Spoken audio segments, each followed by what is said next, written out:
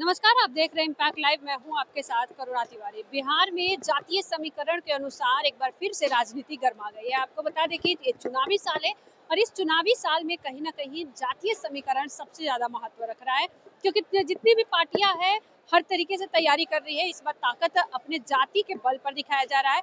कोई कुर्मी रैली निकालता है तो कोई समागम रैली निकालता है। लेकिन आज बात कर रहे हैं हम लोग जीतन राम मांझी का, जो एनडीए के घटक दल में से आते हैं। वो भी इस बार अपनी चुनावी साल में ताकत दिखाने के लिए पूरी तरीके से तैयार है। पिछड़ी जाति को लेकर वो क्या कुछ कह रहे हैं, आप सुने।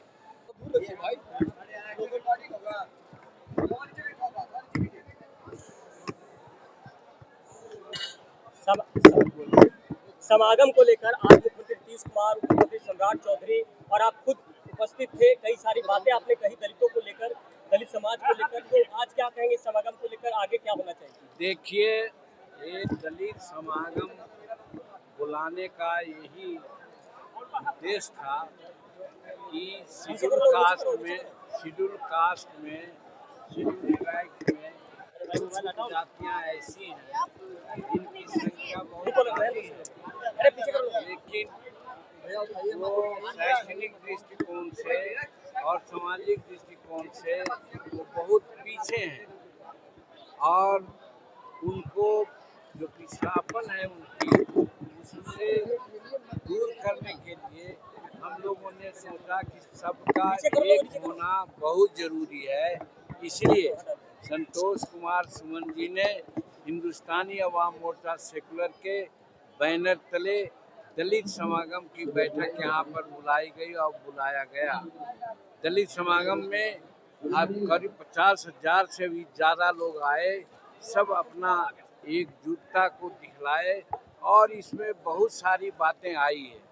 सबसे पहली बात ये आई है कि सुप्रीम कोर्ट ने निर्देश दिया है कि शेड्यूल कास्ट और शेड्यूल ट्राइब्स को आगे बढ़ाने के लिए उसके समाज में वर्गीकरण होना चाहिए। वर्गीकरण किस आधार पर हो, इस मॉडल पर विचार किया जा रहा है।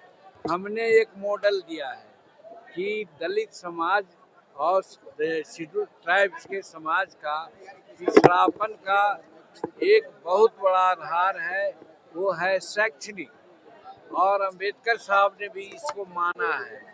तो हमने एक फार्मूला दिया है कि जो 20% तक जिसकी साक्षरता दर है और उससे नीचे है, जितने उसमें उपजातियां आती हैं, वो सबको विशेष रूप में जनसंख्या के आलोक में उसको सुविधा दिया जाए, शैक्षणिक, आर्थिक और राजनीतिक लाभ दिया जाए।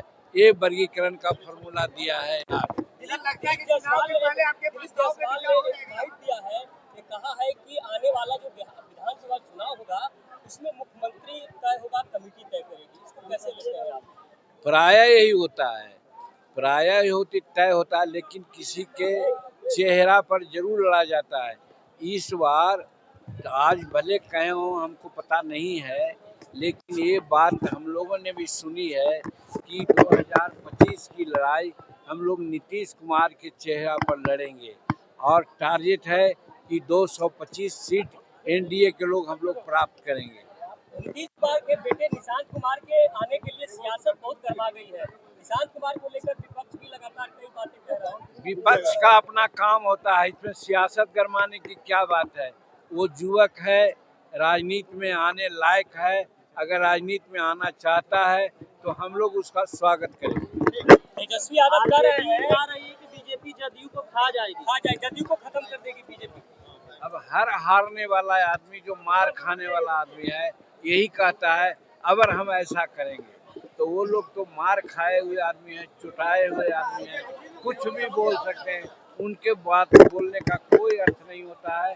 बिहार की जनता मन बना लिया है नरेंद्र मोदी जी का नेतृत्व भारत में और बिहार में नीतीश कुमार का नेतृत्व में एनडीए की चुनाव हम लोग लड़ेंगे और 225 सीट प्राप्त करेंगे।